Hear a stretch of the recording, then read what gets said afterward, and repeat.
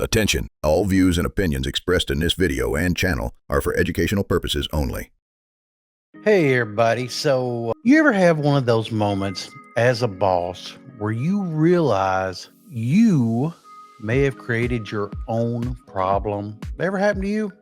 You know, like you trained somebody so damn well, they started using your own systems against you? Yeah, it happened to me. This is the story of the time I completely by accident, I trained an employee to steal from himself. And hang on. Be serious. I'm being real. Before you judge me, let me just say every owner has that one, let's call it a learning experience. And this just happened to be mine. And it was funny and painful at the same time. Let's go.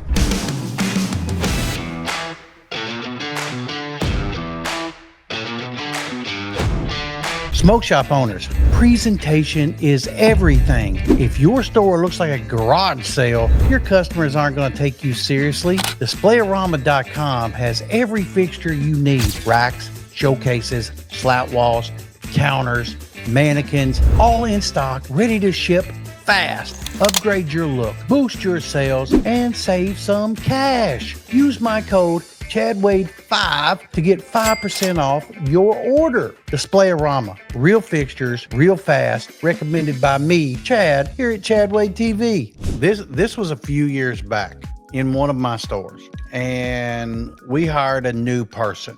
Let's just call him Dylan.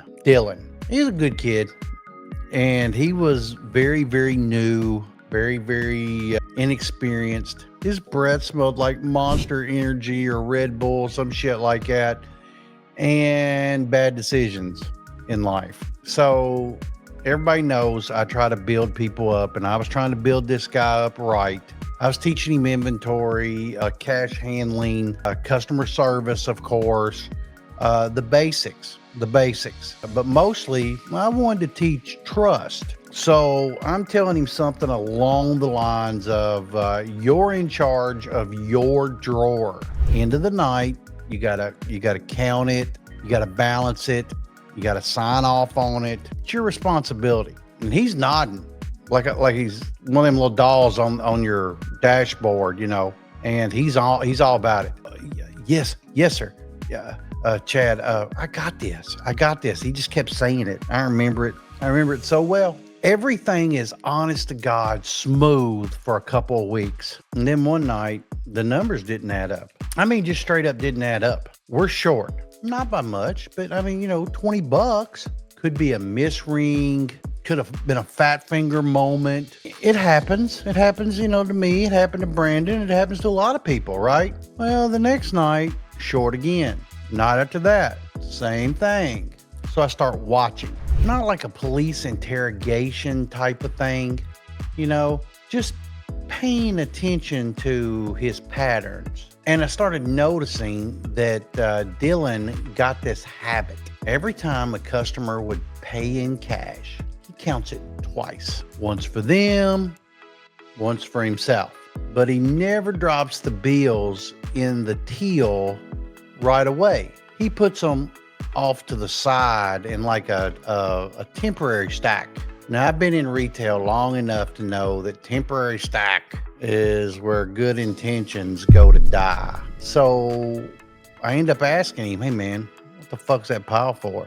He said, oh, that's my system. I make sure it's all right before I put it in. I said, well, that's great, but maybe put it in before it walks off. A few days later, I get a call from my manager. Chad, you're not going to believe this. Dylan's freaking out. Can you come up here? I come in.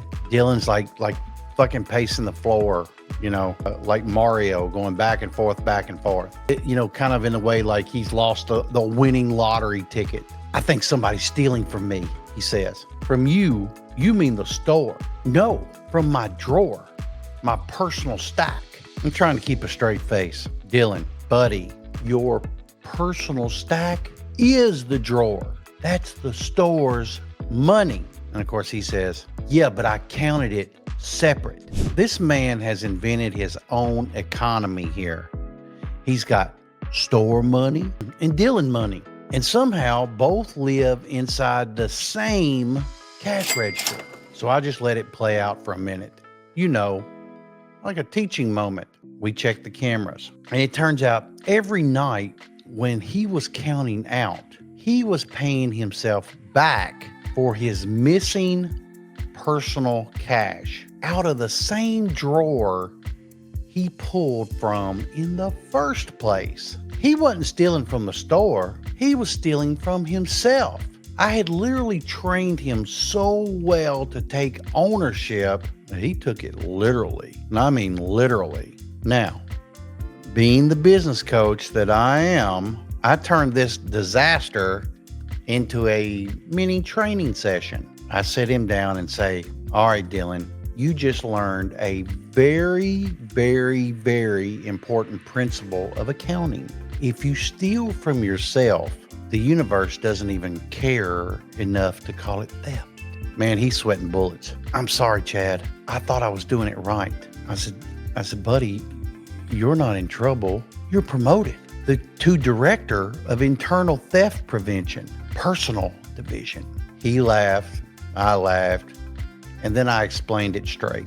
This one moment is why systems matter.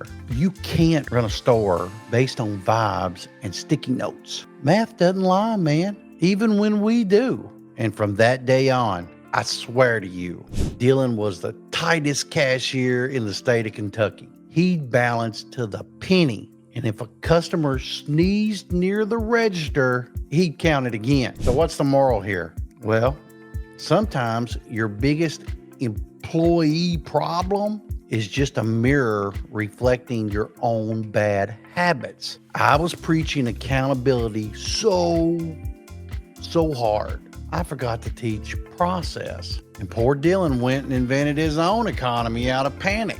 So yeah, I accidentally trained an employee to steal from himself. And that's how you know you've officially hit boss level in retail. All right, y'all. I'm Chad Wade. This is Chad Wade TV. And I'm reminding you, leadership ain't just teaching people what to do. It's teaching them how to not overthink while they're doing it. Keep that in mind.